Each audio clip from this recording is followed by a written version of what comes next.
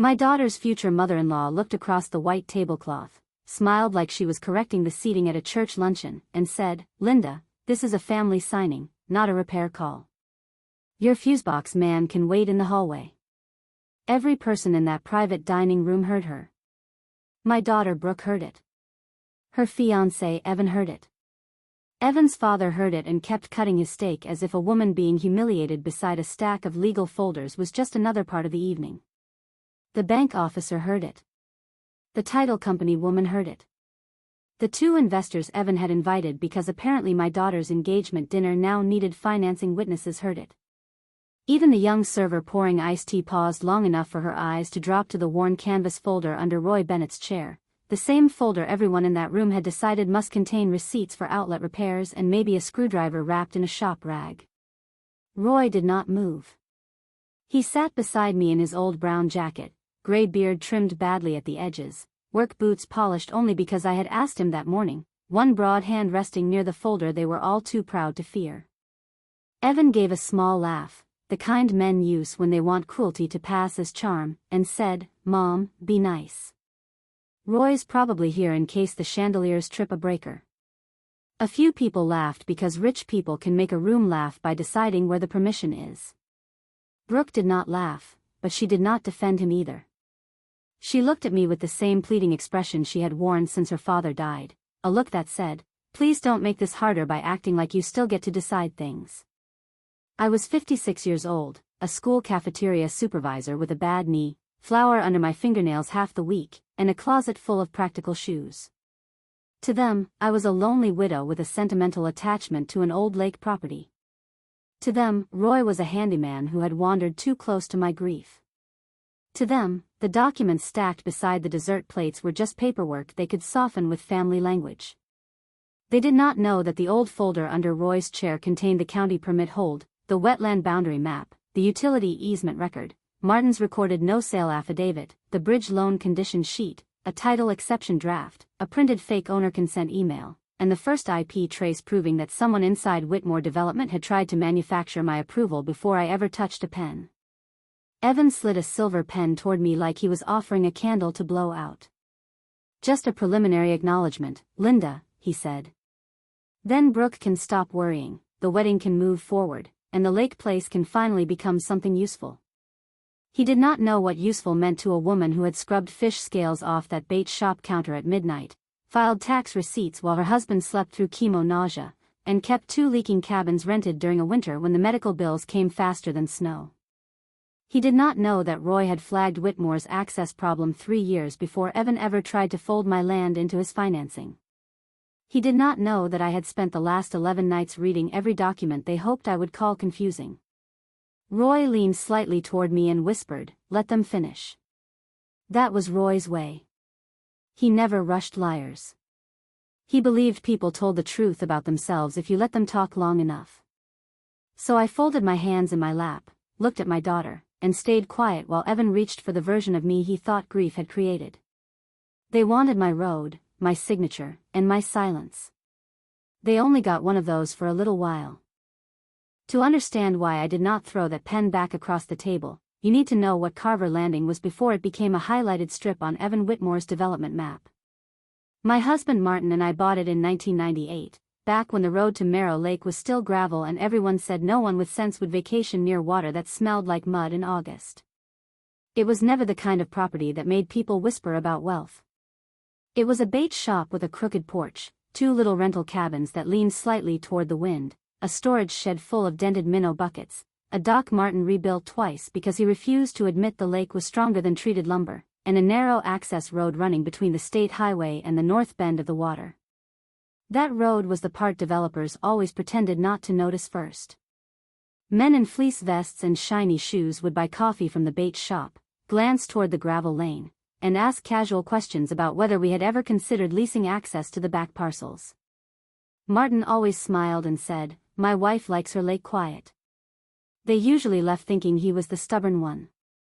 They were wrong. I was the one who kept the recorder's receipts in labeled envelopes. I was the one who knew which survey showed the correct boundary pins. I was the one who drove to the county office when Martin got too sick to climb stairs and filed the affidavit he had barely been able to hold steady enough to sign. But after he died, people stopped seeing the woman who had run that place beside him for 25 years. They saw a widow. In our part of Missouri, widow is not just a word for a woman whose husband died. It becomes a permission slip other people think they can use. Is she lonely? Is she managing? Is she safe? Is she thinking clearly? Does she really need all that property? My daughter Brooke was 29 when her father died, bright and pretty and ambitious in the way young people are when they have never had to keep a failing freezer alive through a school lunch rush. She worked in marketing for a medical device company in St. Louis, wore blazers in colors I would have spilled soup on, and had a way of saying, "Mom," that could mean "I love you" or "You're embarrassing me" depending on who was listening. After Martin's funeral, she came home every weekend for a month, bringing groceries I did not need and grief brochures I did not ask for. At first I believed she was trying. Then the visits became inspections. She opened my mail before I saw it. She asked why I still drove Martin's truck to the lake.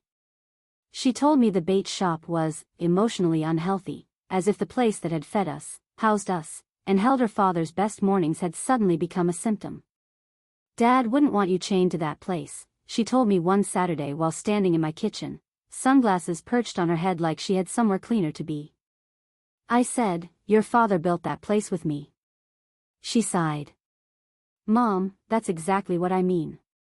You can't separate the property from the grief." It sounded caring, which is how the sharpest control often enters a house. Caring asks what something means before deciding it is a burden. Brooke had already decided. When she introduced me to Evan Whitmore 6 months later, I understood where some of her new language had come from. Evan had polished shoes, a smooth voice, and the confidence of a man who had learned early that paper can be made to sound nicer than theft. He shook my hand too long and looked past me at the framed photo of Martin holding a stringer of bass. "I've heard so much about Carver Landing," he said. "Not about Martin. Not about me. About the land." That was the first hook. I wish I had felt it deeper then. Roy Bennett came into my life through a freezer full of chicken patties. That is not romantic, but it is true, and at 56 truth matters more to me than romance ever did. The walk-in freezer at Jefferson Middle School died on a Thursday morning in January 30 minutes before breakfast service, when I had 200 trays to get out, a principal who thought food appeared by magic if he forwarded enough emails, and a district maintenance man home with the flu. The office gave me a contractor number, and the man who showed up looked like winter had followed him inside. Roy wore a faded Carhartt jacket with a burn mark near one cuff, carried a tool bag that had seen better decades, and spoke so little at first that I assumed he was annoyed to be there. He found the problem in 14 minutes. "Breaker's not the issue," he said, crouched near the panel while steam from the dish room fogged his glasses. "Compressor relays sticking, and somebody bypassed a safety shutoff last year." I said, "Can you fix it?" He looked up at me and said, "I can fix what's broken. I can also write down what needs replacing so nobody pretends this was fixed properly." That was the first time I noticed Roy's habit of separating a patch from the actual truth. He got the freezer running, saved the food, and left me a handwritten note for the district with part numbers and a warning about the bypass. When I thanked him, he shrugged and said, "Kids need lunch." 2 weeks later, I came home from work and found a county truck parked near my lake road. My heart dropped because property men had started circling after Martin's obituary ran, but it was Roy standing near the old service pole with a clipboard, wearing a county jacket instead of contractor clothes. I learned that day he had spent 28 years in the county electrical inspection office and still handled limited contract reviews when old utility files came up. He remembered Carver Landing. "Your husband was careful," he said, looking down the gravel road toward the cabins. "Careful how?" I asked. "He asked questions before signing things." Martin had been famous for asking questions until people got tired of answering, so I laughed.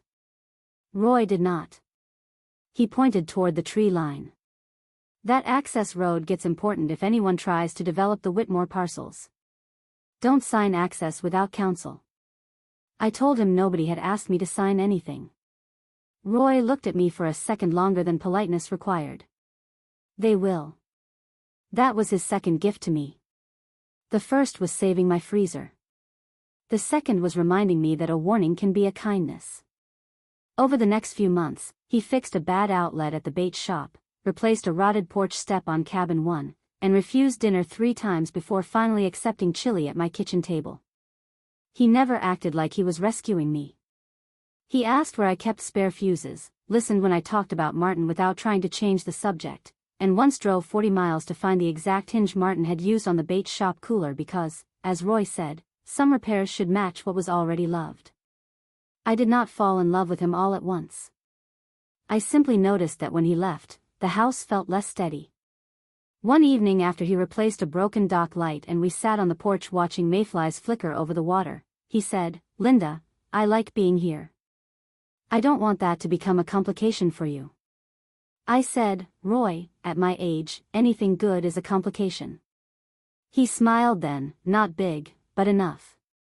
That smile did more for me than every grief pamphlet Brooke had left on my counter. Brooke did not see a man who made her mother laugh again. She saw a threat in work boots. The first time she met Roy properly, not just passing him in the driveway, she had come by my house with Evan and his mother Denise to discuss what they called wedding logistics, which somehow required my dining table, my coffee, and a thick folder Evan placed beside his phone. Roy was replacing the loose handle on my storm door when they arrived. He wiped his hands before shaking Brooke's, and I saw her eyes move from his jacket to his truck to the nick on his thumb. "So you're the handyman," she said. Roy said, "Sometimes." Evan grinned. "Good to know. Linda's got a lot of old stuff around here." Denise Whitmore's eyes swept over my porch furniture, the chipped flower pots, Martin's fishing cap still hanging on the peg by the door. She wore cream wool in weather that would have put gravy on me if I tried it, and every sentence she spoke seemed upholstered. "Your home has so much character," she said, which is what women like Denise say when they mean poor but need to remain invited. Inside, they spread papers across my dining table. Brooke said they were talking about ways to streamline expenses before the wedding. Evan said there might be an opportunity involving the lake property. Denise said, at a certain point, sentiment becomes a tax liability. I looked at Brooke, waiting for her to wince. She did not. Instead she said, "Mom, Evan's family knows development. They're not trying to take anything. They're trying to help you leverage what Dad left." Roy was still outside then, tightening screws with the door half open, but I saw his head turn slightly.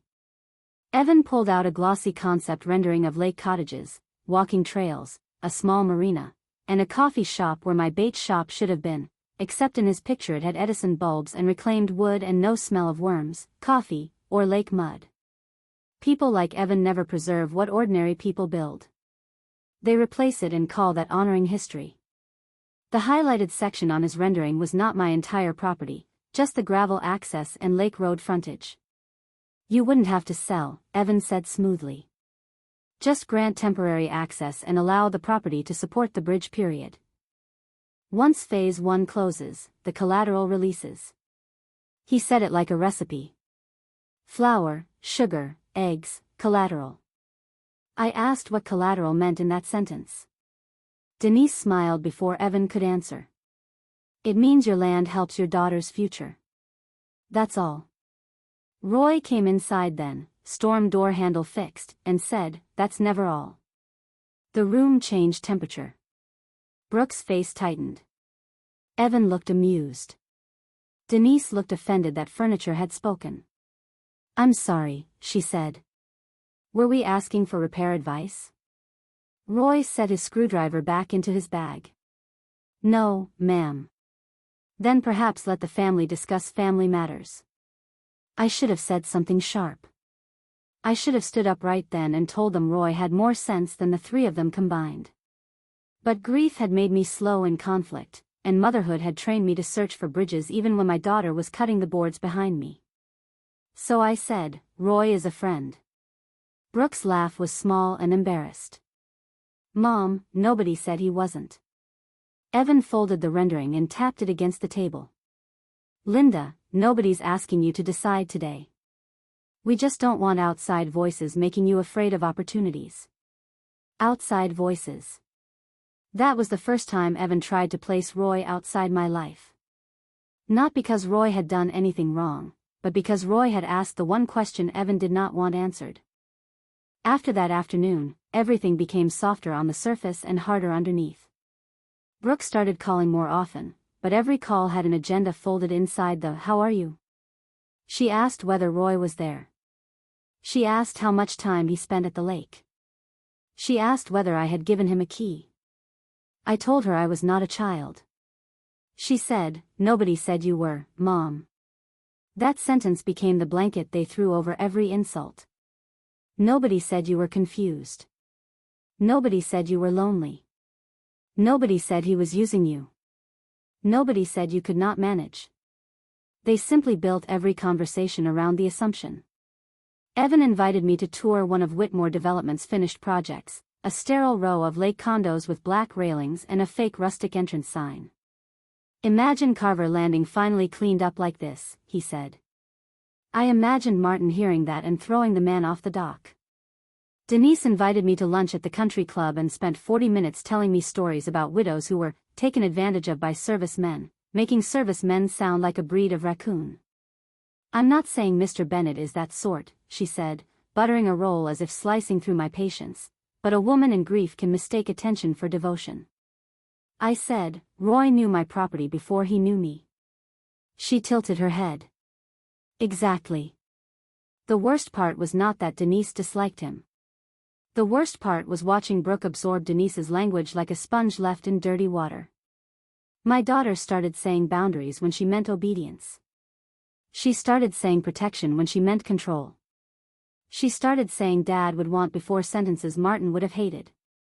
One Sunday she came to the bait shop while I was repainting the porch rail. Roy was on a ladder replacing a light fixture. Brooke stood below him in white sneakers too clean for the lake road and said, "Roy, can I ask what your intentions are with my mother?" Roy climbed down carefully before answering. "To treat her well." Brooke crossed her arms. "That's not really an answer. It's the only one I have." She looked at me. "Mom, this is exactly what worries me. He's evasive." Roy wiped his hands on a rag. "I'm not evasive. I'm private." Brooke snapped, "Private men around widows make families nervous." I saw Roy's jaw move once. He could have told her then that he had spent nearly 3 decades in county inspection, that he had seen developers hide worse things than arrogance behind smiling paperwork, that he had no need for my little property or cafeteria paycheck. Instead he said, "Then your family should read documents before asking your mother to sign them." Brooke turned red. "Don't speak to me like I'm stupid." Roy's voice stayed level. "I didn't." She looked at him as if he had slapped her. That was another thing about Roy. He refused to perform guilt for people who confused calm with disrespect. Later that evening, Brooke sent me a message that said, "I don't like how he talks to me." I typed, "I don't like how you talk about me when I'm standing there." I stared at the message for 5 full minutes before pressing send. She did not answer. That small silence felt like a door closing somewhere I could not reach. The first real packet arrived by email on a Tuesday night while I was making meatloaf. Brooke sent it with a message that said, "Evan says this is just a preliminary access consent so the bank can evaluate the project. Please don't overthink it. We can go over it together Saturday." The attachment was 43 pages. I printed it at school the next morning because my home printer jammed on page 8, and I carried the stack to Roy's workshop after my shift. His workshop sat behind his small house on a county road outside town, neat in the way working places are neat, with pegboards, labeled bins, old inspection manuals, and a coffee can full of pencils sharpened with a knife. He did not touch the document for several seconds. "Preliminary access consent is usually 3 pages, he said. "This is not 3 pages." We sat at his metal workbench and went through it line by line. I understood enough to feel my stomach tighten before Roy said anything. Evan had called it access consent, but the packet referenced bridge financing, collateral support, temporary lien cooperation, easement expansion, environmental indemnity, and owner attestation. There was a paragraph saying I acknowledged no known restrictions affecting use of the access road. Another paragraph said I agreed not to interfere with preliminary site work. Another said my property could be listed as supporting security until release conditions were satisfied.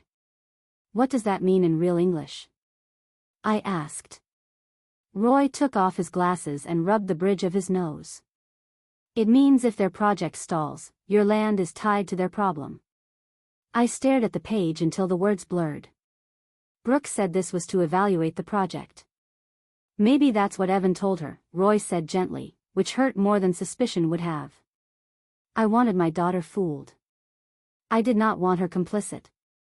Roy stood, went to an old file cabinet, and pulled out a folder labeled Marrow North/Utility/Hold.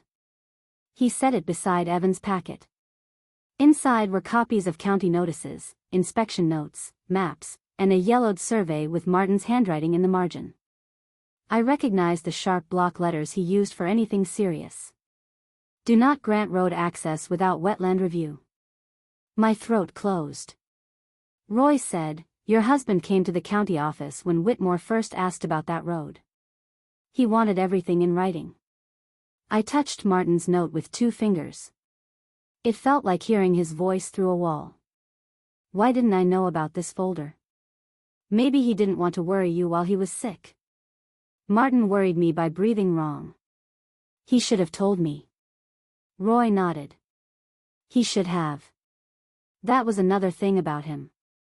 He never turned the dead into saints just to comfort the living. We found the county permit hold from 3 years earlier, issued because Whitmore's preliminary plan used my road as clean access while ignoring the wetland boundary and the utility easement. We found inspection photos. We found correspondence with Evan's father's office.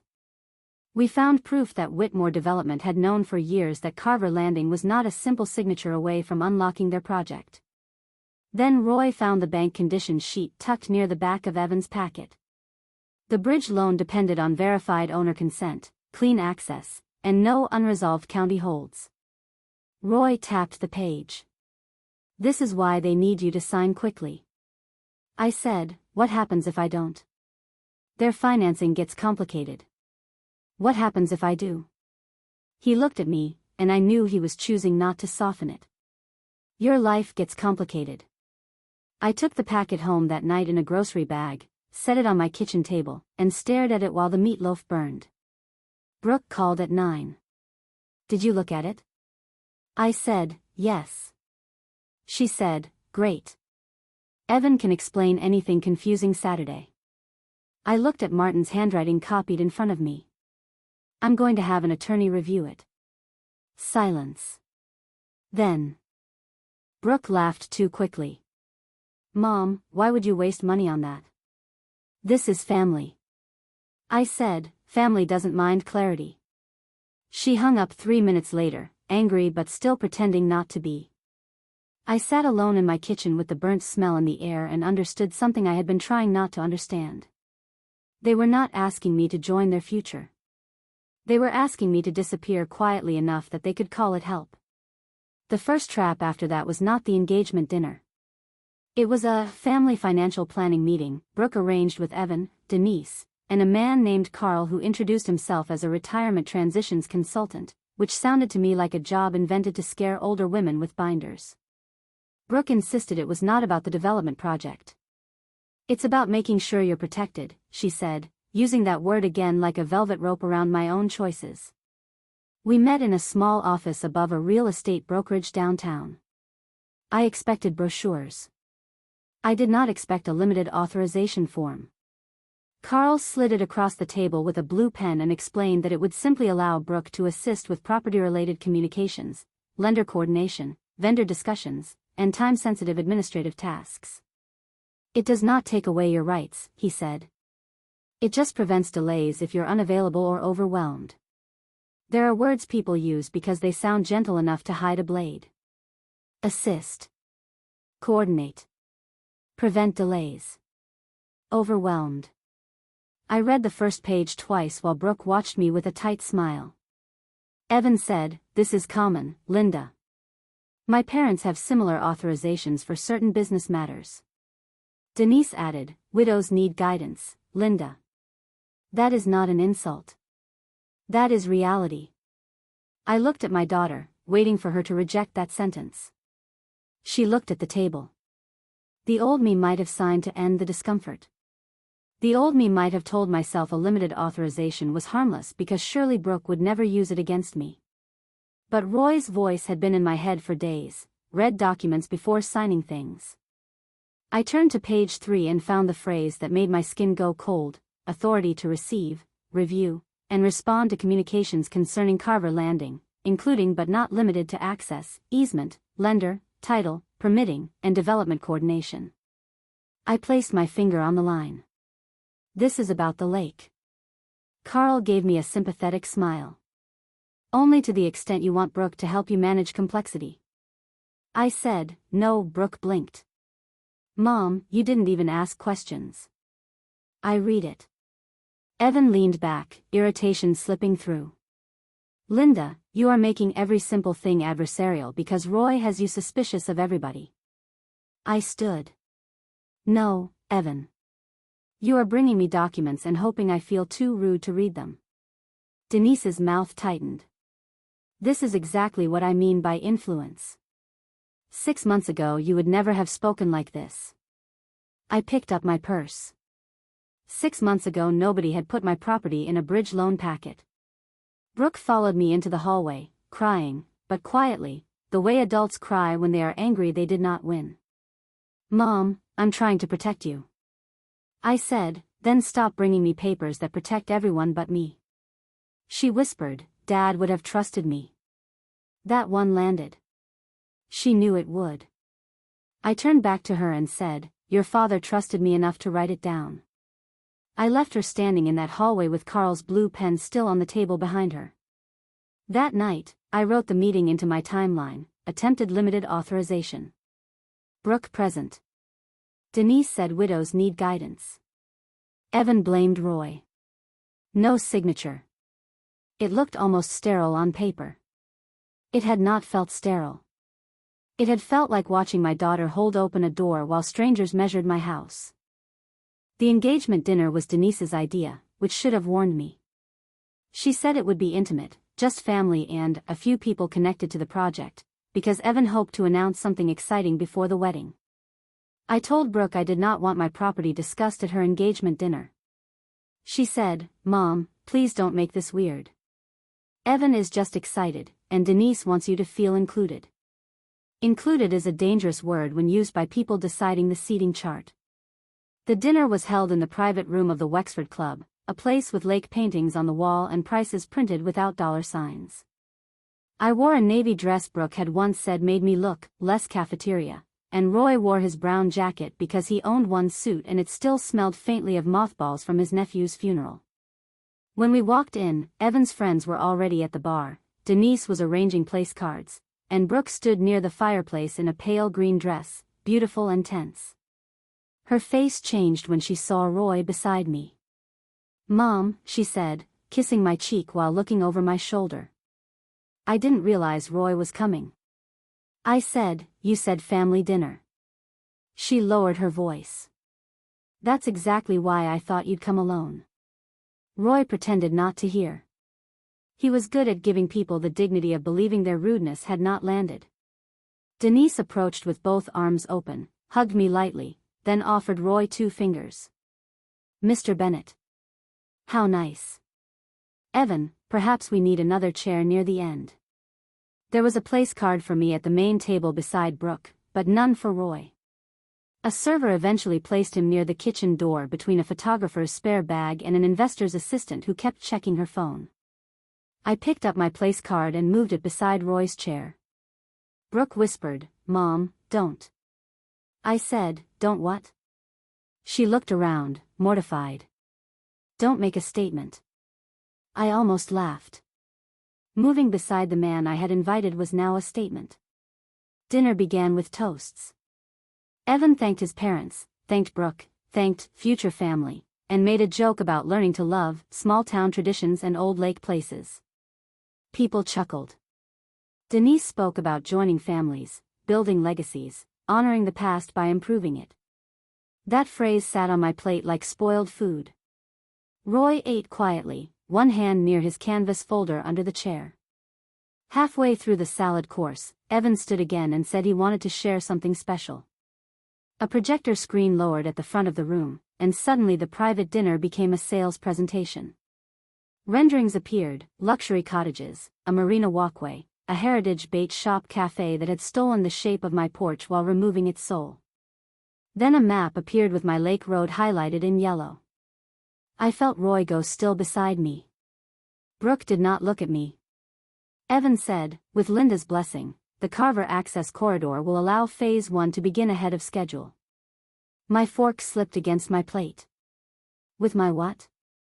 Evan smiled like he had expected the question. Your blessing, Linda. Not signature yet. We're just celebrating the direction.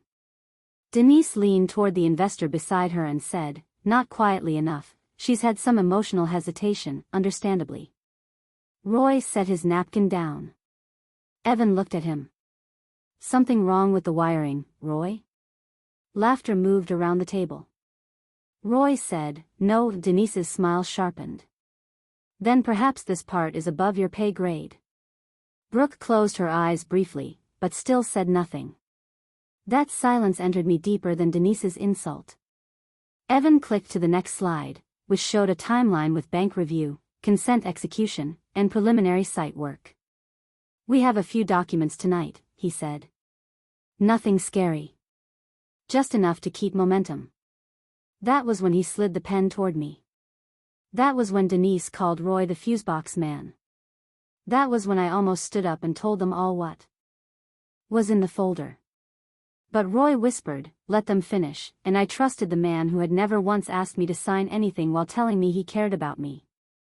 They finished by making themselves look worse than I could have made them look if I tried. Evan explained the bridge loan in cheerful pieces, leaving out every clause that mattered. Denise described me as, understandably overwhelmed by paperwork since Martin handled so much, which was a lie so casual it made my hands cold.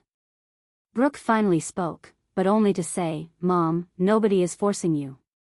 We just need you not to let fear ruin something good for everyone. I asked her, everyone? She looked pained. You know what I mean. I did know. Everyone meant Brooke's wedding, Evan's project, Denise's family reputation, investors waiting on returns, contractors waiting on deposits, people who had already spent my consent before asking for it. It did not mean me. Roy sat through it with the patience of a stone wall. When Evan tried to place the signature page in front of me, Roy reached down, lifted his canvas folder, and set it gently on the table. The sound was small, but the bank officer noticed. His name was Paul Hensley, and until that moment he had been smiling the tired smile of a man paid to attend dinners where money pretended to be family. Roy opened the folder, removed one page, and slid it not to Evan, not to Denise, but to Paul. Before Mrs. Carver signs anything, Roy said, you may want to compare your conditions sheet to the county hold notice. Evan's face changed before he controlled it. Just a flicker. But I saw it. Paul adjusted his glasses and looked down. Where did you get this? County records. Denise gave a little laugh. Mr. Bennett, I'm sure old maintenance paperwork isn't relevant to tonight. Roy did not look at her. It's not maintenance paperwork. Evan reached for the page. Paul kept it under his hand. That was the first moment I saw Evan realize Roy was not who they had decided he was. Not because Roy announced anything. Not because he bragged. Because a banker stopped smiling. Paul read in silence, then asked, this hold is still active? Roy said, unless your office has a release I haven't seen. Paul looked at Evan. Evan said, it's an old preliminary issue. We've addressed it. Roy removed another sheet. The wetland boundary wasn't addressed in the revised access drawing you showed tonight. Evan's voice tightened. You're not part of this project. Roy said, no. Paul looked at Roy's name at the bottom of the inspection memo. You were the county inspector? The room went quiet in layers. Not fully silent, not yet. Just enough that knives stopped moving. Roy said, electrical and utility compliance, retired. Denise's face froze with her smile still on it. Brooke stared at me as if I had betrayed her by not announcing Roy's resume before they insulted him. Paul stacked the pages slowly. I think it would be wise to pause any signing tonight. Evan laughed once. Paul, come on. This is a family celebration. Paul said, that is precisely why I don't want documents executed in this setting. It should have ended there. A decent man would have stepped back. A decent daughter would have asked me what I wanted. But Evan had investors in the room, Denise had pride on the table, and Brooke had built too much of her future on the idea that I would eventually fold. Evan's voice dropped. Linda, are you really going to let a handyman derail your daughter's wedding over some old county memo? Roy closed the folder. I turned to Brooke. Is that what this is? Your wedding depends on my signature? Brooke's eyes filled, which would have moved me once. No. But deposits are due. Evan has been carrying so much, and if the project timing slips, everything gets harder. There it was. Not a confession, exactly. A window. I saw through it to the truth. My property was not simply an opportunity. It was a funding plan.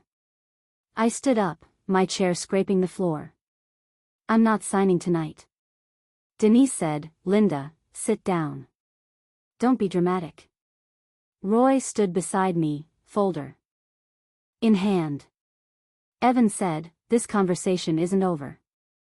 I looked at the map on the screen, at my lake road glowing yellow like something already taken. No, I said. But dinner is. Then I walked out of my daughter's engagement dinner with the fusebox man, and for the first time since Martin died, I did not feel weak leaving a room. I felt late. The punishment began before Roy and I reached the parking lot. Brooke called 3 times while he drove me home. I did not answer. Then came the texts. Mom, you humiliated me. Mom, Evan's parents are furious. Mom, why would you bring him if you knew he was going to attack everyone? The wording mattered. Roy had produced county documents after being insulted, and already the story had become that he attacked everyone. By morning, the family group chat had been fed its version. My sister Carol, who lived in Arizona and had not visited me once after Martin's funeral, wrote, Linda, grief makes people vulnerable. Please listen to Brooke. My brother-in-law wrote, no decent man interferes between a mother and daughter. My cousin Diane, who had borrowed money from me twice and repaid neither time, said, a man who really loved you would step back so your family could help. Evan sent a longer message that looked like something a lawyer's assistant might draft after 2 glasses of bourbon. He said Roy had disrupted a private family gathering, misrepresented outdated documents, and created unnecessary concern for financial partners. Denise sent nothing to me, which somehow felt more dangerous. Brooke called at lunch while I was in the school kitchen opening cans of peaches. I answered because mothers answer, even when they know the call will hurt. She was crying. How could you do that to me? I said, how could you let them talk about me like I wasn't there? Nobody did that. Evan put my property on a projector screen. Because it affects my future. The cafeteria noise roared around me, trays clattering, ovens beeping, 7th graders shouting through the serving line, and in the middle of it my daughter said the sentence that cut the last soft thread I had been holding. My land affected her future. Not my security. Not my consent. Her future. I said, Brooke, did you know the packet used my property as collateral support? Silence. Then, that's not fair. You're using technical words to make this sound worse. Did you know? She started crying harder. Evan said it was temporary. I closed my eyes. Temporary for who? She said, Dad would have helped me. I leaned against the stainless steel counter because suddenly I wanted to sit down. Do not use your father to get my signature. She hung up. I went back to Peaches with hands that shook so badly Mrs. Alvarez, my assistant cook, took the can opener from me and said, Go breathe by the freezer, honey. I stood in the cold room among milk crates and frozen pizza boxes thinking of Martin, thinking of Brooke at 6 years old with pigtails, thinking of the woman she had become under Denise's polished guidance. When I came out, there was a voicemail from Roy. Linda, don't answer calls you don't have to answer. Keep everything in writing now. Keep everything in writing. It sounded cold, but it was protection. That afternoon, I drove to Merrill County Bank and asked for copies of any documents connected to my property. The receptionist told me they could not release client files. I said, then I'd like written confirmation that no active file lists my property without my signed consent. She went to get Paul Hensley. Paul came out looking uncomfortable, which told me more than a cheerful greeting would have. He brought me into a small office with a fake plant and a bowl of peppermints. Mrs. Carver, he said, I was planning to call. I said, before or after my land became collateral? He looked down. I can't discuss the borrower's full file. Can you discuss whether my consent exists? He hesitated. We received an owner consent email. The room narrowed.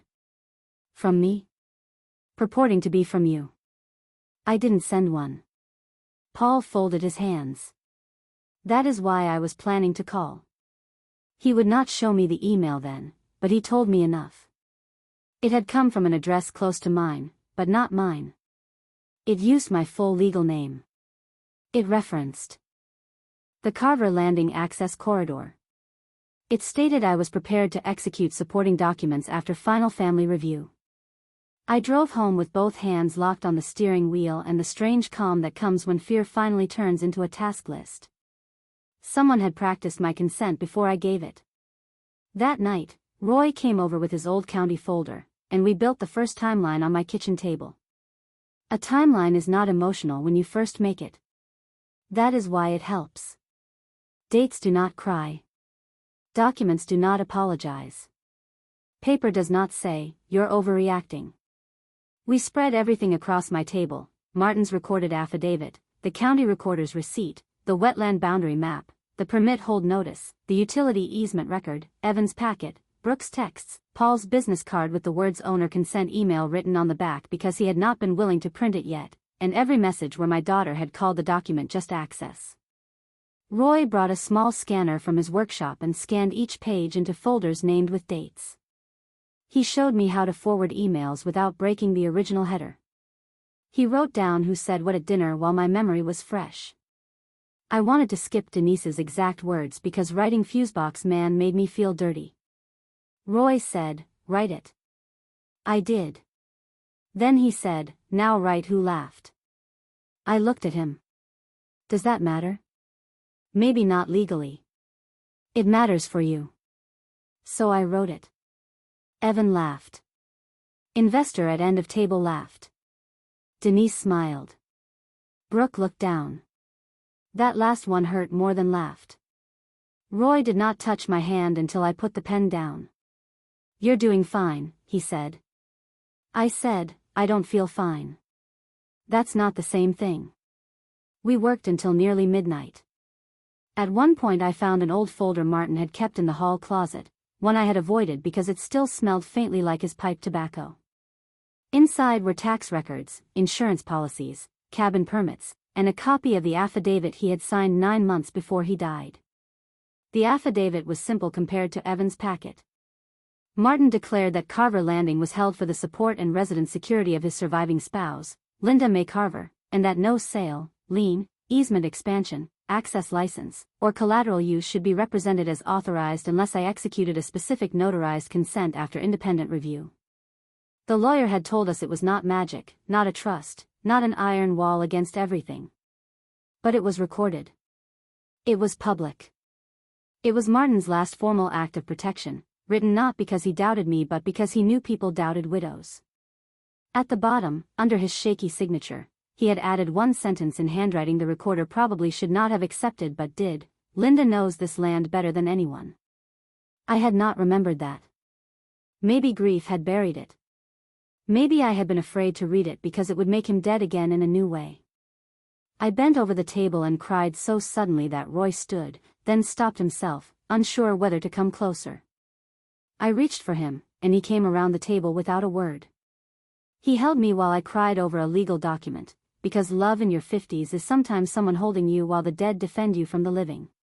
When I could breathe again, I wiped my face and said, Brooke knows about this affidavit. Roy's expression changed. How? She was at the hospital when Martin signed it. She was in the hallway. She asked me why Dad was making everything so complicated. Roy looked down at the paper. Then she knew enough to ask questions. She chose not to. He did not argue. That was the mercy and the cruelty of him. He let the truth stand. The second public humiliation came in a place with fluorescent lights and free coffee, Merrow County Bank, Conference Room B. Paul called 2 days after the engagement dinner and said the bank needed clarification before proceeding with any file connected to Whitmore's project. I asked if I needed a lawyer. He said I was welcome to bring counsel. I brought Roy, which upset everyone more than if I had brought a lawyer. Brooke arrived with Evan, Denise, and a man named Grant Phelps from Whitmore Development. Grant had the careful blandness of someone who says difficult things for people with money. He wore a blue suit, carried a leather portfolio, and shook my hand while saying, Mrs. Carver, we all want to prevent misunderstandings. Misunderstanding was the word of the day. Evan had not misrepresented anything, I had misunderstood. Brooke had not pressured me, I had misunderstood her concern. Denise had not insulted Roy, I had misunderstood humor. The owner consent email was not fraudulent, it was a misunderstanding created by an assistant preparing draft language. Draft language sent to a bank as my consent? I asked. Grant smiled sadly. This is exactly why we wanted to sit down calmly. Roy sat beside me with the canvas folder on his lap. Denise looked at Paul and said, Is it necessary for Mr. Bennett to be present? His involvement seems to agitate Linda. There it was, dressed nicely, Roy as contaminant, me as unstable.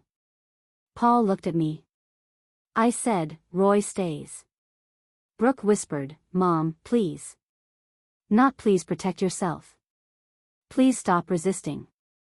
Grant opened his portfolio. The bank's concern appears to involve 3 areas: access, environmental boundary, and authority. We can resolve all 3 if Mrs. Carver confirms her willingness in principle. I said, I'm not willing in principle. Evan exhaled. Denise put her hand on Brooke's arm like my daughter was the injured party. Grant continued as if I had not spoken. No one is asking for final consent today. Roy said, the packet did. Grant turned to him. Mr. Bennett, with respect, you are not an attorney. Roy said, no, and you are not a party to this transaction. No, then perhaps let the professionals clarify the documents. Roy opened his folder. I was a county professional when the hold was issued. Grant's smile thinned. Retired. Roy nodded. Paper didn't retire. Paul coughed into his fist, either to hide a smile or a warning. Grant began explaining that the county hold was preliminary and could be cured through revised drawings. Roy let him talk. Then Roy slid over the wetland boundary map, the utility easement record, and a copy of Whitmore's revised access exhibit from Evan's packet. He placed a ruler along the map, not dramatic, not angry, just precise. Their exhibit still uses the restricted strip. Grant leaned forward, looked, and said, that's an interpretation. Roy said, it's a measurement. There are moments when a room divides between people who understand a fact and people who understand only the inconvenience of that fact. Paul understood.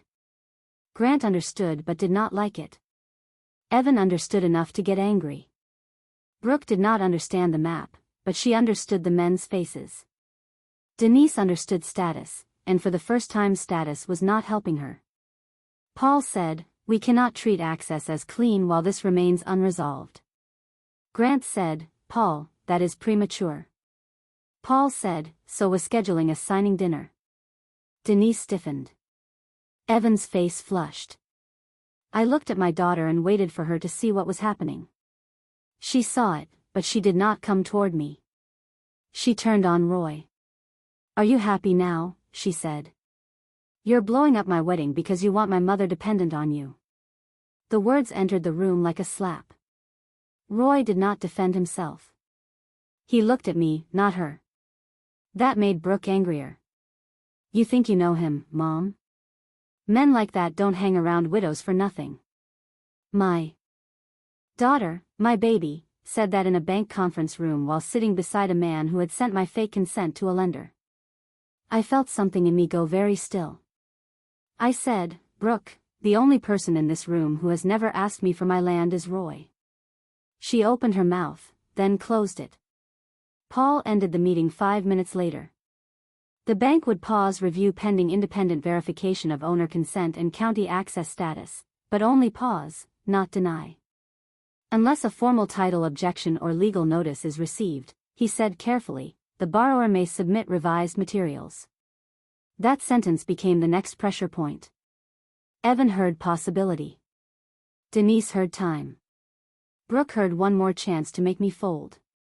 I heard the sound of a door not fully locked. The smear campaign started that weekend. It was not dramatic at first. It was worse, reasonable, concerned, easy for outsiders to believe. Brooke posted a photo of her and me from 3 years earlier, before Martin got sick, with a caption about missing when family felt simple. Denise called my sister Carol and told her I was isolating with a contractor. Evan told mutual acquaintances that Whitmore had paused a project out of respect for my emotional state. Someone from church asked if I was getting enough support with decision-making, and when I asked what that meant, she patted my arm like I had proved her point by being irritated. Then came what Denise called a family care conversation. Brooke asked me to come to her apartment on Sunday afternoon. No papers, she promised. No Evan project talk. Just me.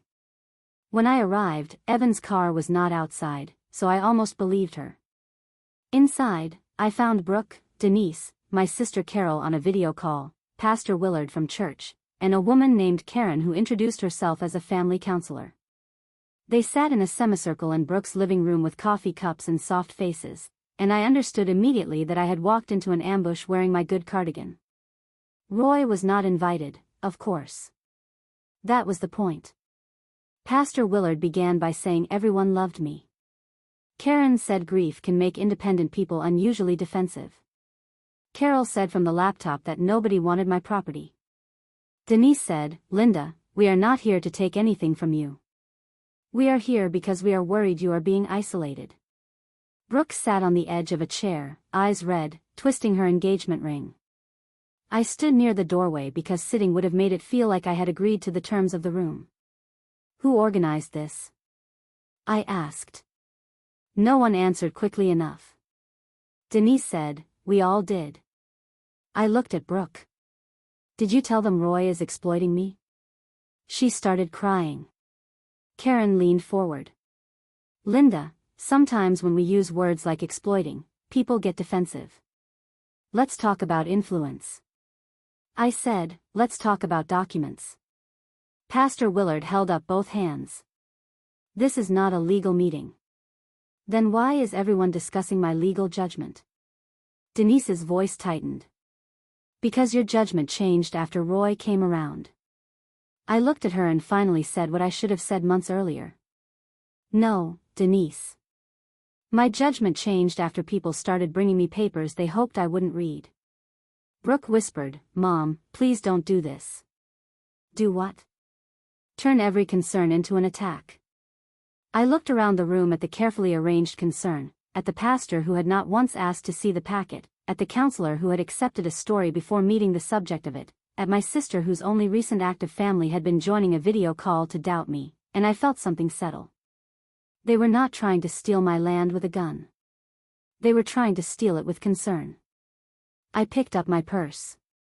Denise said, walking out only proves our point. I turned back.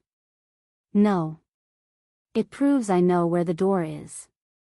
Outside, in my car, my hands shook so hard I could not start the engine. I called Roy. He answered on the second ring. You okay? I said, no, where are you? Brooke's parking lot. He did not ask for details first. I'm 10 minutes away. I said, don't come in. I'm leaving. Then I'll follow you home. That was how Roy loved, not by taking the wheel from me, but by making sure nobody ran me off the road while I drove myself. The ambush did something I did not expect. It made Roy afraid. Not for himself, not exactly, but for what his presence was costing me. That night, after he followed me home and we sat at my kitchen table without eating the soup I had reheated, he said, maybe I should step back until the legal part is handled. I stared at him. You mean leave? I mean stop being the excuse. Don't you dare make their lie true by disappearing. He looked tired in a way I had not seen before. Roy carried quiet like armor, but armor gets heavy. Linda, I can take being insulted. I can't take being the reason your daughter never comes back. I said, Brooke is the reason Brooke isn't here. She's still your daughter. And I am still a person. He nodded slowly. Yes, you are. Then he told me something he had not told me before. 3 years earlier, when he flagged the Whitmore access problem, Walter Whitmore filed a complaint against him with the county administrator. The complaint said Roy was biased against development, hostile to business growth, and unprofessional in communications. Nothing came of it officially because Roy had documented every measurement, every notice, every site visit. But the complaint sat in his file until retirement. Evan found it, Roy said. He'll use it. I said, use it how? He'll say I have a grudge. He'll say this isn't about protecting you. It's about me getting even. I understood then why he had been so careful, why every page was scanned, why every conversation went into the timeline. Roy had been through this kind of machine before. It did not crush him, but it taught him what a machine sounds like when it starts. Do you have a grudge? I asked. He thought before answering. Against men who treat rules like obstacles for poorer people? Maybe. Against Evan personally? No. Against Walter? A faint smile crossed his face. I don't think about Walter unless his paperwork makes me. That was the most Roy answer imaginable. He left his canvas folder on my table that night and said, keep this. Make copies. Call Hensley Monday. Ask for everything in writing. And Linda? I looked at him from the doorway. You don't have to choose me. But don't let them take your name off your own life. Then he walked to his truck, and for one terrible second I understood how easy it would be to let him go just to make the noise stop. I could call Brooke. I could say I was sorry. I could agree to a smaller signature, a temporary cooperation, an independent review performed by someone Evan recommended. I could get my daughter's warm voice back for a few weeks. I could be seated properly at the wedding. I could be praised for being generous. All it would cost was the part of me Martin had trusted to stand up. I closed the door, locked it, and opened Roy's folder. For the next 5 hours, I made copies. I printed every text. I wrote down every phone call from memory. I found the county recorder's online portal and downloaded the affidavit myself. I emailed Paul Hensley one sentence. Please confirm in writing that Merrill County Bank received an owner consent email purporting to be from me, and that I dispute its authenticity. Then I emailed a property attorney named Marcia Klein, whose office was above a dental clinic and whose website looked 15 years old, which made me trust her more. At 1:17 in the morning, I added one final note to my timeline. Roy offered to leave rather than be used as an excuse.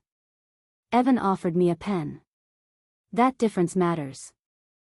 Marcia Klein was 63, 5 feet tall, and had the courtroom energy of a woman who had spent 40 years being underestimated by men with better parking spaces.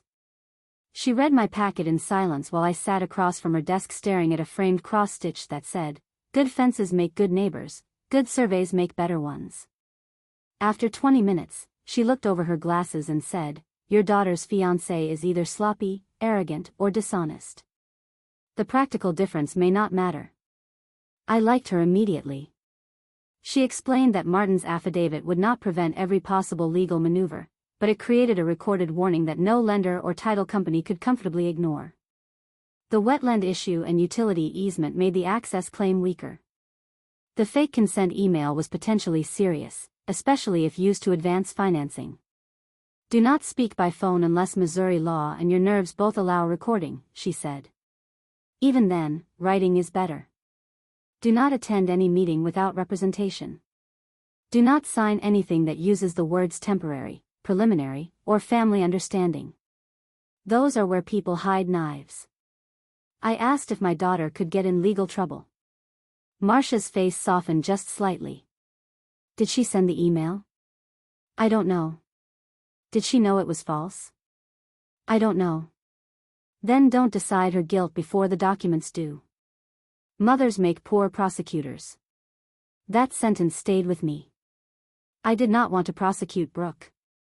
I wanted her to stop standing beside people who were aiming at me. Marcia sent a formal preservation letter to Whitmore Development, Evan, the bank, the title company listed in the packet, and the brokerage that hosted the authorization meeting.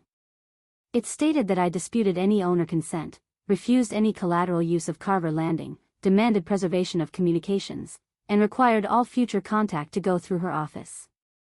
The effect was immediate. Evan called within an hour. I did not answer. Denise called from a private number and left a voicemail so controlled it shook. Linda, involving attorneys against your own daughter is a line you cannot uncross.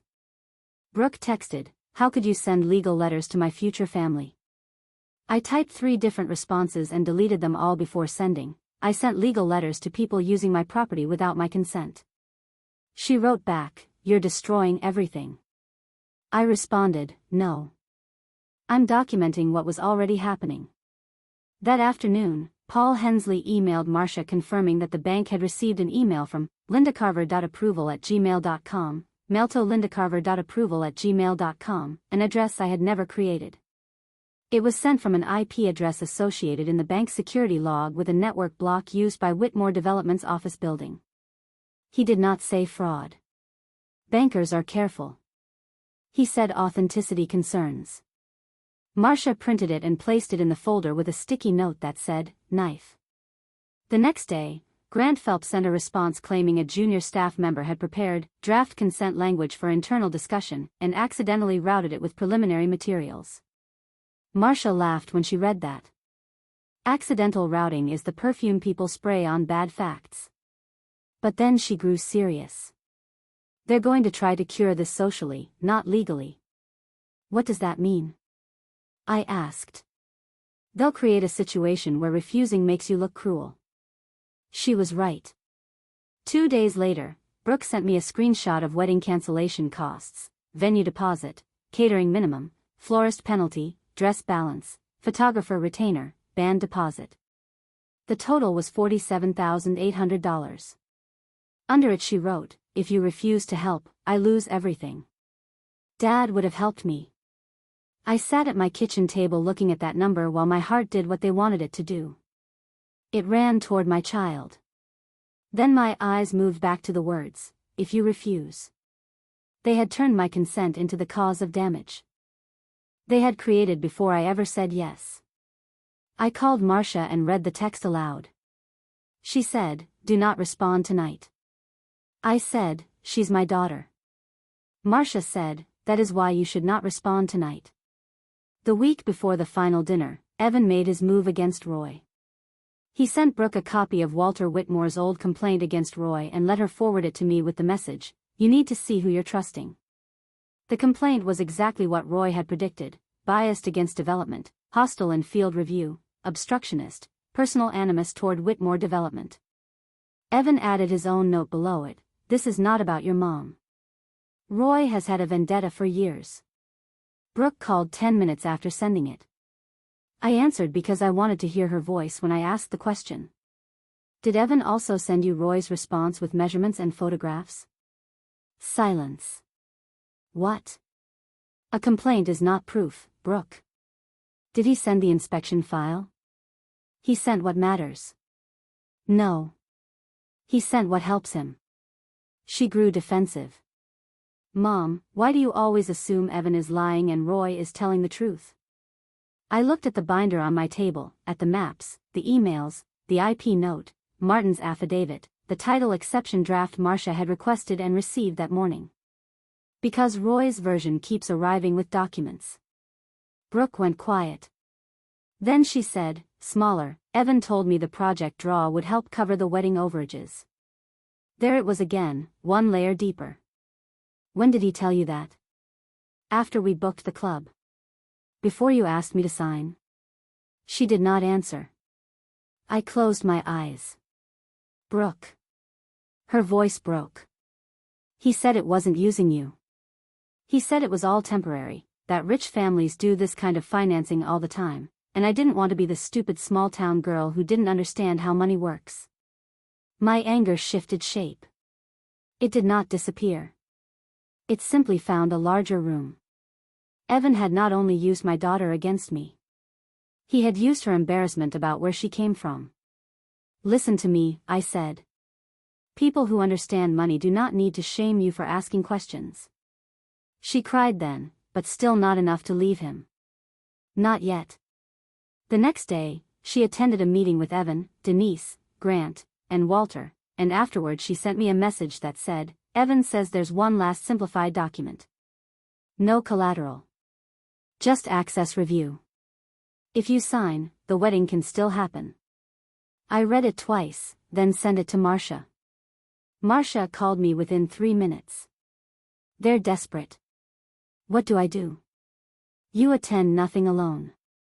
If you attend at all, you bring the title exception, the affidavit, the bank email confirmation, and your notarized refusal. And Linda? Yes? Do not let your daughter hand you the pen. They will use that. I knew exactly what she meant. They would make Brooke the face of the ask because they knew I still remembered teaching her to tie shoes, cutting grapes in half when she was little, waiting in school parking lots, sleeping in a chair beside her when she had pneumonia at 8. They would put the pen in my daughter's hand and make refusal feel like striking her. That night, I sat on the dock alone until my feet went numb. Roy found me there after dark, wrapped his old jacket around my shoulders, and sat beside me without asking what I had decided. Finally I said, they're going to make her ask me. Roy looked out over the black water. I know. I don't know if I can say no to her face. Then don't say no to her face, he said. Say no to the document. That sounded simple until you understand how often women are trained to confuse the two. The rehearsal dinner was scheduled for Friday, 8 days before the wedding, which told me everything. No one needs a title officer at a rehearsal dinner. No one needs a bank officer, a development representative, and 2 investors at a rehearsal dinner unless the dinner is not really about rehearsal. Marcia called it a pressure room. Denise called it a chance to heal. Brooke called it our last opportunity to move forward together. I called it what it was and prepared accordingly. Marcia had a court conflict and could not attend, but she prepared a packet and told me exactly what to say if anyone placed documents in front of me. Roy offered to stay home again. I told him he was coming because I was done letting other people decide who belonged beside me. He wore his old suit this time, navy and slightly too loose, with the brown work boots because his dress shoes hurt his knees. I wore the same navy dress as before, not because I lacked imagination, but because I wanted the room to remember. We arrived 10 minutes early. That was Roy's idea. Never enter a trap late, he said. The private room looked softer than the engagement dinner, candles, cream flowers, framed photos of Brooke and Evan near the guest book, a small cake on a side table. But near the far end, half hidden behind floral arrangements, were document folders, name tabs, and Paul Hensley speaking quietly with June Mercer from the title company. Grant Phelps stood near the window. Evan's father, Walter Whitmore, had finally appeared, a heavy man with silver hair and the expression of someone who considered silence a management style. Denise approached us with a smile that did not survive reaching her eyes. Linda. Roy. I'm glad you chose peace tonight. I said, I chose attendance. She blinked. Roy looked at the table arrangement and said nothing. Brooke came in from the hallway, saw us, and for a second she looked like my little girl again, scared before a school play. Then Evan touched her back and the little girl disappeared. Dinner began with forced warmth. Walter gave a toast about unity. Denise spoke of forgiveness without naming what needed forgiving. Evan thanked everyone for supporting them through unexpected stress caused by outside misunderstandings. Roy drank water. I counted documents. After the main course, Evan stood with Brooke beside him. Before dessert, he said, "We want to clear the air. This wedding has been overshadowed by fear, and tonight we're asking for trust." He looked at me with wet eyes he had not earned. "Linda, I love your daughter. I want to build a future with her. The project helps that future, but more than that, your blessing helps heal this family." He gestured to June Mercer. "We've simplified everything. No collateral language tonight. Just a limited access acknowledgement so the title company and bank can proceed with review. You can have your attorney look later. This just shows good faith." Paul Hensley looked down at his plate. June Mercer looked uncomfortable. Grant looked ready. Brooke stepped toward me holding a folder. There it was. The pen in my daughter's hand. "Mom," she whispered, and the room leaned in. "Please. I'm asking as your daughter." I looked at her hands. They were shaking. I wanted to take the folder away from her, not to sign it, but because I hated seeing her used as the delivery mechanism. Then Denise spoke from behind her. "Linda, there comes a point when a mother must decide whether she loves her child more than her fear." Something old and submissive tried to rise in me. The part trained by motherhood, grief, church ladies, politeness, and every person who had ever told me good women keep tables peaceful. Then I heard Martin's handwriting in my mind. "Linda knows this land better than anyone." I placed my purse on the table, removed Marcia's packet, and said, "June, before anyone asks me for good faith, can you confirm whether a title review can proceed while an active county hold, disputed owner consent, utility, easement conflict, wetland boundary issue, and recorded no-sale affidavit remain unresolved?" The room changed exactly the way it had at the engagement dinner, only faster. June took the packet because title people, like inspectors, respect paper even when people do not. She opened it. Evan said, "This isn't necessary." Roy said, "It is." Denise snapped, "Mr. Bennett, you are not family." I looked at her. "Neither is my title company, but somehow you invited them."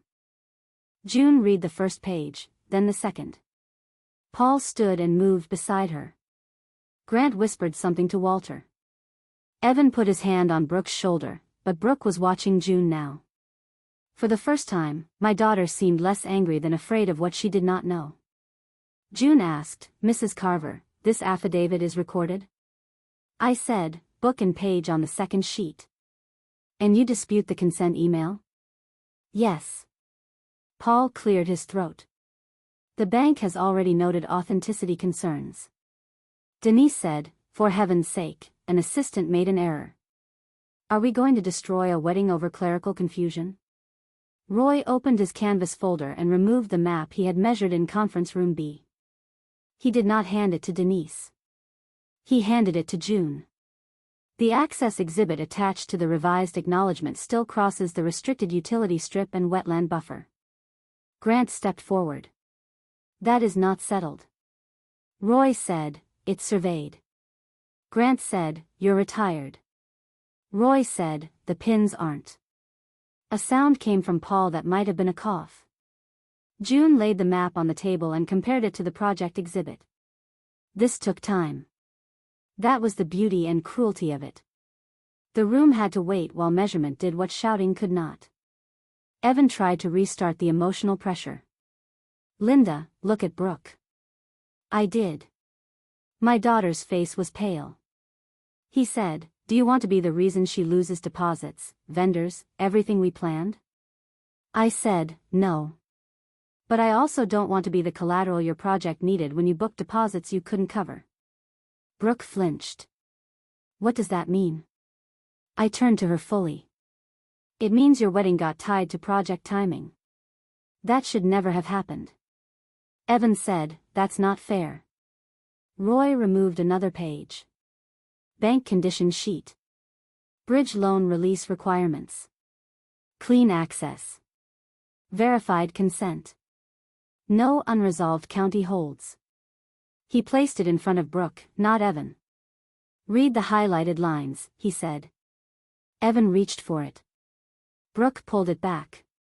That was the first crack between them I saw with my own eyes. Denise said, "Brooke, don't indulge this." Brooke read slowly. Her lips moved. When she looked up, she did not look at Roy. She looked at Evan. "You said Mom's signature was just to show cooperation." Evan spread his hands. "It is. These are standard conditions." Paul said, "They are conditions tied to financing." Walter finally spoke, voice low. "Paul." One word. A warning. Paul looked at him, then at me, then at June. Something in him decided. The bank cannot proceed on represented owner consent while consent is disputed and the county hold remains active. There it was. Not fireworks. Not a gavel. Not a movie moment. Just a banker saying cannot. But in that room, cannot landed like thunder. Grant muttered, "We can restructure." June said, "Not through clean title on this access theory." Walter's face went hard. Denise's composure cracked. "This is absurd. Linda is confused by hostile advice." I had been waiting for that. I opened Marcia's packet to the last tab and removed my notarized statement, prepared that morning, signed in Marcia's office, witnessed by her assistant. I read it aloud because I wanted everyone to hear my voice attach itself to my own life. I, Linda May Carver, am not confused, coerced, incapacitated, or represented by any person claiming authority over my property. I do not consent to the sale, lien, collateral use, easement expansion, temporary access acknowledgement, development cooperation, or lender coordination involving Carver Landing. Any statement to the contrary is unauthorized. The room was silent when I finished. Not polite silent. Not shocked silent. Cornered silent. Brooke was crying now, but quietly. Evan looked furious with her for crying at the wrong time. Denise looked at me like I had taken something from her personally. Maybe I had. I had taken the widow she thought she could manage. Then the last folder opened, the one Evan did not know Marcia had requested from the title company that afternoon. June Mercer removed a draft title exception report and set it beside the map. Her voice was professional, almost gentle, which made the words more devastating. Based on current records, we cannot ensure the access route as clean access for lender reliance. Exceptions would include the recorded Carver affidavit, disputed owner consent, wetland boundary uncertainty, unresolved county hold, and utility easement conflict.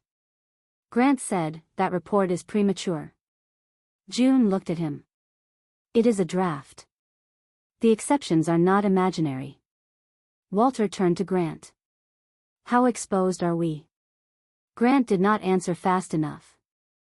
That was an answer. One of the investors pushed back his chair. "You represented access as substantially secured."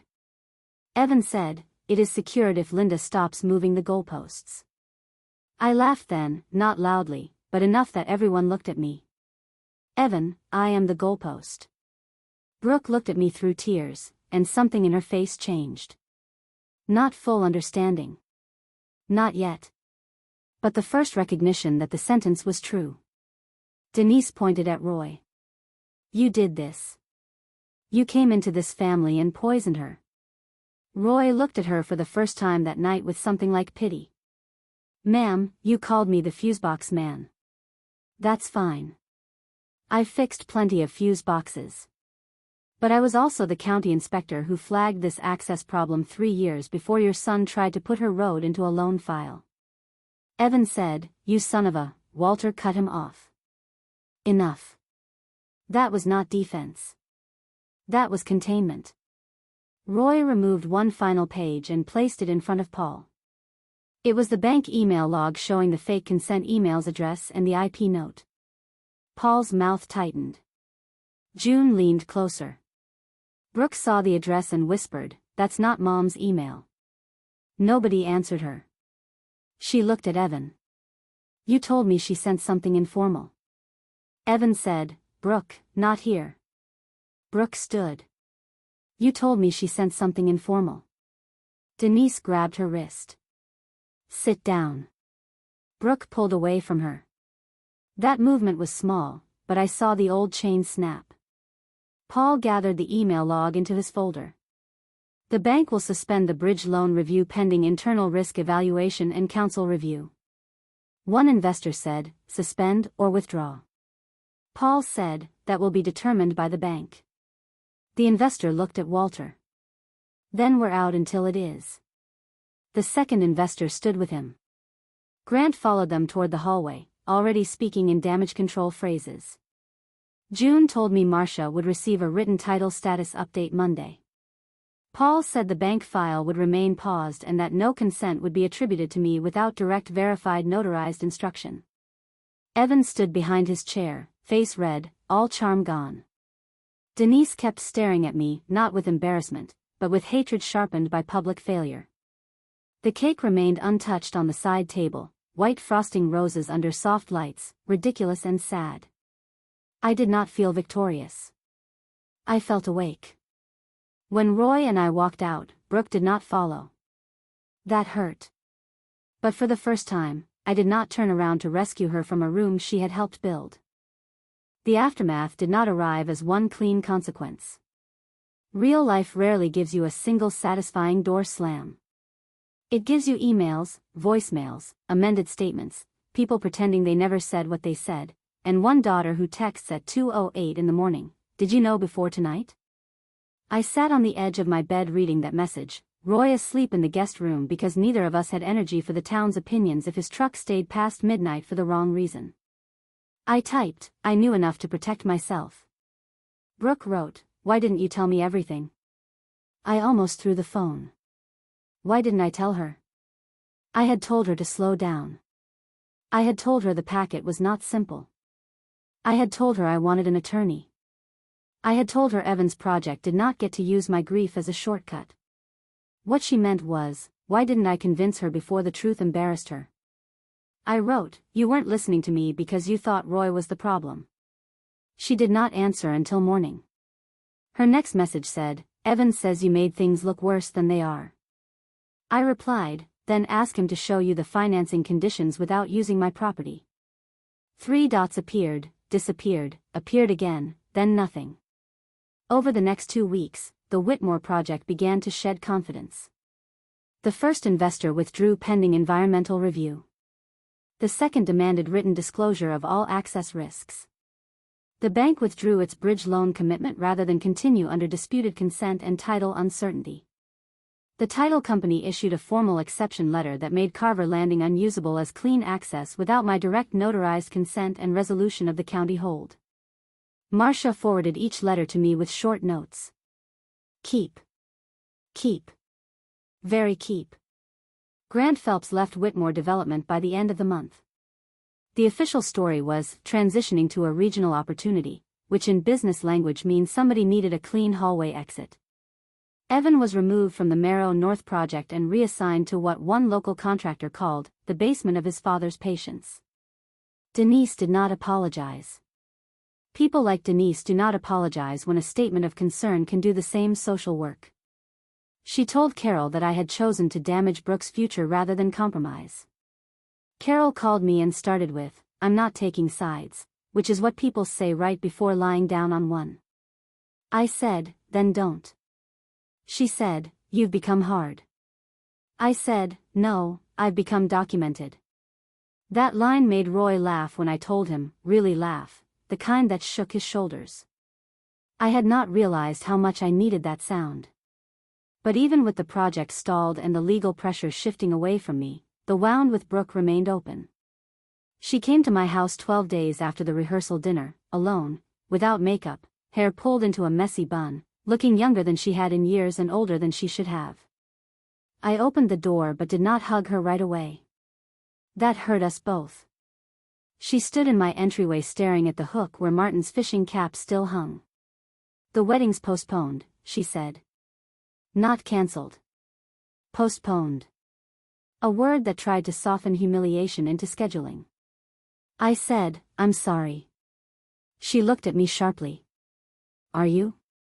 I thought about lying for comfort. I decided we had done enough of that. I'm sorry you're hurting. I'm not sorry I stopped the signing. She nodded like she had expected that. Evan says you and Roy set him up. Evan put my land on a projector. I know. Her voice cracked. I know, Mom. We stood there with 6 feet between us and 29 years inside it. She said, did Dad really write that you knew the land better than anyone? I went to the kitchen, got the copy, and handed it to her. She read the sentence, and for the first time since Martin died, I saw her grief without ambition covering it. She sat at my kitchen table and cried into her hands. I wanted to hold her. I also wanted her to understand that tears were not a deed, not consent, not accountability. So I sat across from her and waited. Roy did not come inside while Brooke was there.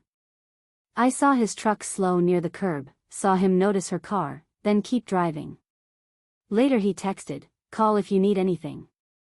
No pressure. No performance. No need to insert himself into a scene that was not his to repair.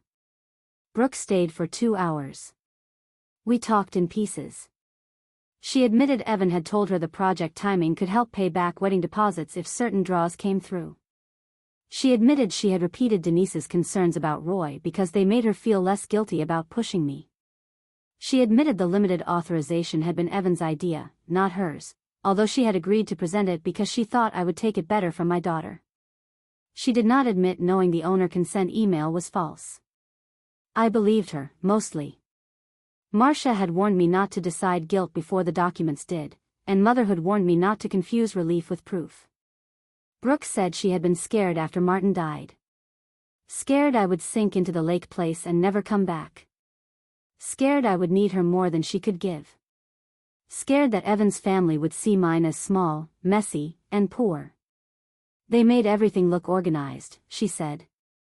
Like there was a plan. I said, there was a plan, honey. That was the problem. She almost smiled, then covered her face again. When she left, she hugged me at the door. I hugged back, but not with the old automatic surrender. I loved her. I would always love her. But I no longer believed love required handing someone the pen. The wedding did not happen that month. Evan and Brooke separated temporarily, according to the version that traveled through town. Whitmore Development restructured the Marrow North project without Carver access, which meant smaller parcels, delayed permitting, and far less excitement from investors. Paul Hensley became extremely polite whenever he saw me at the grocery store. Denise avoided me until late July, when we crossed paths at the pharmacy and she said, I hope you're satisfied. I looked at the prescription bag in her hand, the pearls at her throat, the pride still trying to stand upright after all its scaffolding had been kicked away. I said, no, Denise. I'm peaceful. That's different. She had no answer for that. Walter Whitmore sent Marcia a letter stating the company did not intend to pursue any access, lien, easement expansion, or collateral claim involving Carver Landing. Marcia framed nothing, celebrated nothing, just forwarded it with a message, keep this forever. I did. Roy and I took the copy to the bait shop and placed it in the metal file cabinet Martin had bought at an auction in 2003. Roy fixed the drawer slide while we were there because it stuck halfway. You know, I said, watching him work, you really do fix everything. He snorted. No, I fix what can be fixed. Big difference. He was right. He could fix a drawer slide, a freezer relay, a dock light, a bad outlet, a map misread by arrogant men. He could not fix the years I had trained Brooke to believe my sacrifice was normal. He could not fix Martin's death. He could not fix the way people look at an older woman and see vacancy where authority still lives. But he could stand beside me while I fixed my part. That summer, we reopened the bait shop on weekends. Not as a developer's heritage cafe with Edison bulbs, but as itself, coffee in paper cups, worms in the cooler, hand-painted signs, porch chairs that did not match, kids buying candy after fishing with their grandfathers. Brooke came by in August wearing jeans and no engagement ring. She stood on the porch for a long minute before coming in. Roy was restocking hooks behind the counter. He looked at her, nodded, and said, "Morning." Not cold. Not warm. Just a door left unlocked but not pushed open. Brooke swallowed and said, "Morning, Roy." Then she looked at me. "Can I help with something?" I gave her the price stickers and a box of bobbers. It was small. It was almost nothing. It was more than an apology. Text. By fall, Carver Landing had become something I never would have imagined when Martin was alive, and I was too busy surviving lunch counts, cabin laundry, and medical bills to dream creatively. On Saturdays, Roy started teaching basic home repair classes behind the bait shop. At first it was 3 teenagers from the high school vocational program and Mrs. Alvarez's nephew, who wanted to learn enough wiring not to burn down his first apartment. Then a divorced mother came because she was tired of paying men to fix things badly. Then 2 retired widowers came and pretended they were there to supervise while secretly enjoying being needed. Roy taught them how to reset a breaker, replace a light fixture safely, shut off water, patch a screen, read a simple permit, and ask for written estimates. He was patient in a gruff way, never making anyone feel stupid for not knowing. I cooked soup in the bait shop kitchen and sold coffee for $1. Brooke designed a flyer without being asked and did not put Whitmore-style branding on it. She called it Carver Landing Practical Skills Saturdays. Under the title she wrote, "Learn before you sign." I stared at that line when she showed me. She looked nervous. "Too much?" I said, "No. Just enough." Our relationship did not heal like a movie. There was no one conversation where she confessed everything and I forgave everything and music swelled over the lake. She still got defensive when I asked direct questions. I still felt my shoulders tighten when she mentioned Evan, who tried twice to pull her back into his orbit with apologies shaped like business proposals. She eventually returned the ring. Denise sent a note saying Brooke would regret throwing away stability. Brooke brought the note to me, and we burned it in the fire pit behind cabin 2 with more ceremony than it deserved. "I let her talk about you like you were embarrassing," Brooke said while the paper curled black. I said, "Yes, you did." She looked at me, startled by the plainness. Then she nodded. "I'm sorry." I said, "I believe you." Not "I forgive everything." Not "it's fine." Just "I believe you." That was honest. Roy and I kept seeing each other, slowly, stubbornly, with the caution of people old enough to know love is not proven by speed. He did not move in. I did not give him ownership of anything. He kept his little house and workshop. I kept mine. He had a key to the bait shop because he taught classes there and because I wanted him to have one. The first time I handed it to him, he looked at it for a long moment and said, "You sure?" I said, "Roy, it opens a bait shop, not my common sense." He smiled. "Good. I like your common sense." We never did become the kind of couple Denise could understand. No announcement, no performance, no polished photos. Just 2 people who knew what paperwork could and could not say, sitting on the dock some evenings while the lake turned copper and the old road stayed quiet behind us. People still ask me, in one way or another, whether it was worth it. They do not phrase it that bluntly. They say, "Aren't you sad the wedding fell apart?"